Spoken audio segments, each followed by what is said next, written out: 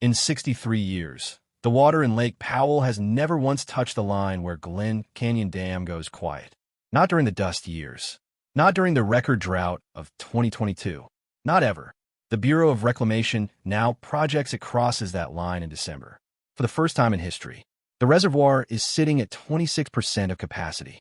It is the second largest in America, and it is falling toward elevation 3,490 feet, the exact height where 8 turbines, locked inside a 710-foot wall of concrete, can no longer spin. This year's inflow is 34% of average. 40 million people across 7 states drink from this river. 30 tribal nations hold legal rights to it. 5.5 million acres of farmland depend on it. And the lake that feeds all of them is sitting roughly 20 feet from the moment it stops making power. But here is the detail that tells the real story. The thing that fails first is not the water. It is the electricity. The American West loses its lights 120 feet before it loses its water. And losing the lights takes away the only tool the engineers have left to manage everything downstream. Here is the number no one put in the headline. It does not stop at 3,490. The Bureau of Reclamation's own 24-month study projects the surface falling to 3,476 feet by March of 2027. That is the lowest Lake Powell has sat since it finished filling in 1980. Lower than the drought of 2022. Lower than any year on record. And sitting just 106 feet below that is a second line. It is called Deadpool, the elevation where no water passes through the dam to the cities downstream at all. Powell is not a lake that is drying up. Powell is a faucet, and the faucet is closing. This is not a drought. It is an overdraft. In 1922, 7 states divided the Colorado River between them, and they divided up more water than the river has ever actually carried. The measurements were taken during the wettest stretch of centuries. The compact promised 17.5 million acre-feet per year to a river that now delivers closer to 12. Every drop since has been spent against an account that was overdrawn before the first dam was ever poured. The drought did not create this crisis. It only uncovered the math that was already there. The decline reads like a countdown running for a quarter of a century. In 2000, Lake Powell sits nearly full. Then the inflow starts to miss. Year after year, the snowpack in the Rockies comes in short.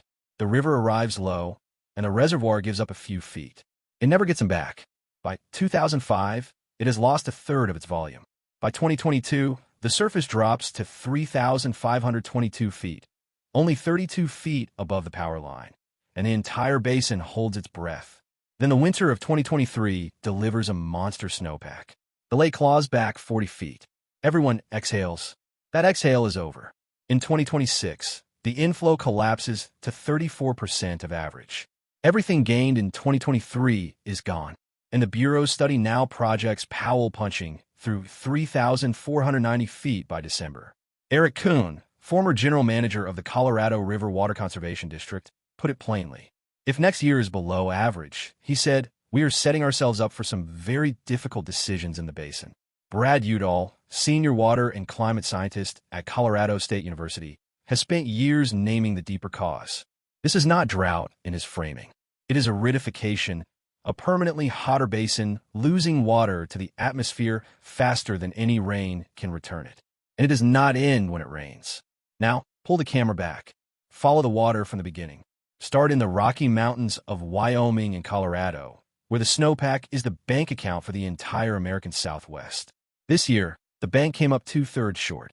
That thin snowmelt runs downhill and pools behind one wall of concrete on the Utah-Arizona line. That is Lake Powell, 186 miles long when it is full. Its red Glen Canyon sandstone walls, now wearing a white bathtub, ring more than 100 feet tall. Its boat ramps at Waweep, Bullfrog, and Hall's Crossing ending in bare dry rock, far above the waterline. At the downstream end stands Glen Canyon Dam, 710 feet of concrete above the town of Page, Arizona, a town that only exists because the dam was built. Everything the dam releases flows next into Lake Mead, behind Hoover Dam.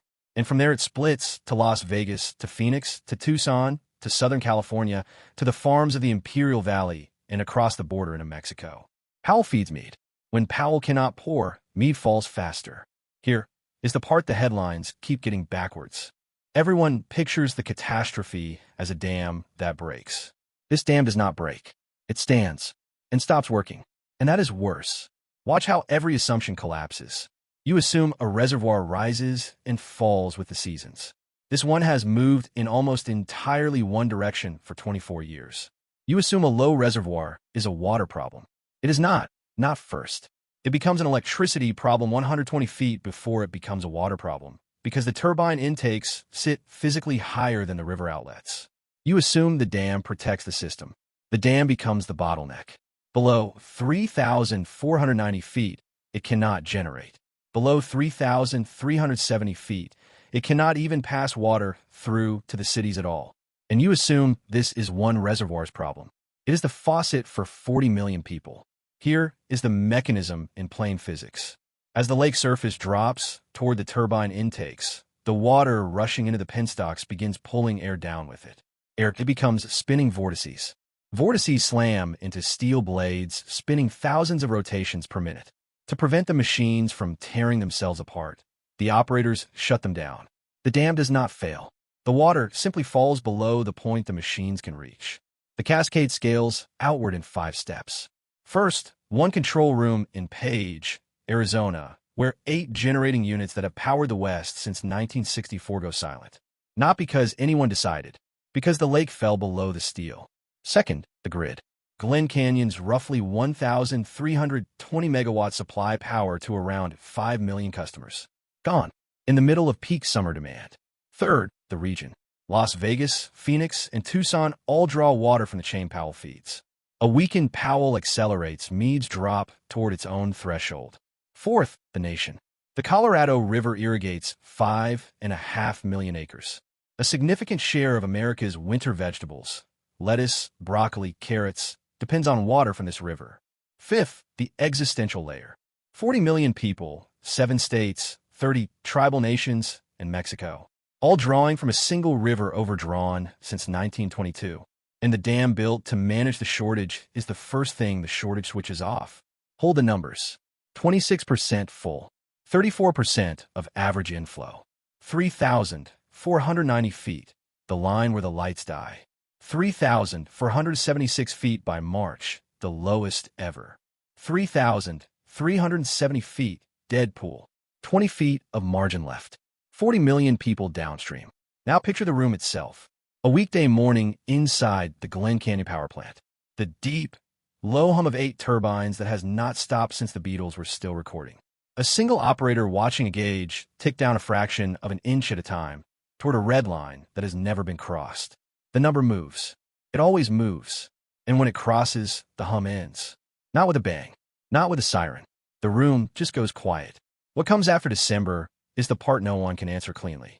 The dam could be retrofitted. That fix is years away and hundreds of millions of dollars from reality. A single enormous snowpack like 2023 could buy a temporary reprieve. But a reprieve is not a recovery. The long arc only points in one direction. The 7 basin states could agree to cuts. The talks have been deadlocked for years. The river does not wait for the lawyers. So the questions stack. What happens to a power grid that loses 1,320 megawatts in the hottest week of the year because a lake dropped 20 feet too far? What does it mean that the most important dam in the American Southwest stops functioning 120 feet before it runs out of water? And how do you manage a shortage for 40 million people when the shortage itself disables the machine you built to manage it? The water in Lake Powell is still falling.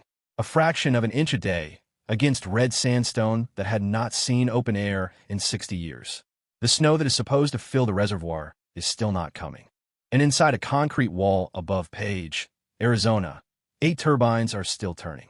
For now, 20 feet above the line where the west goes dark.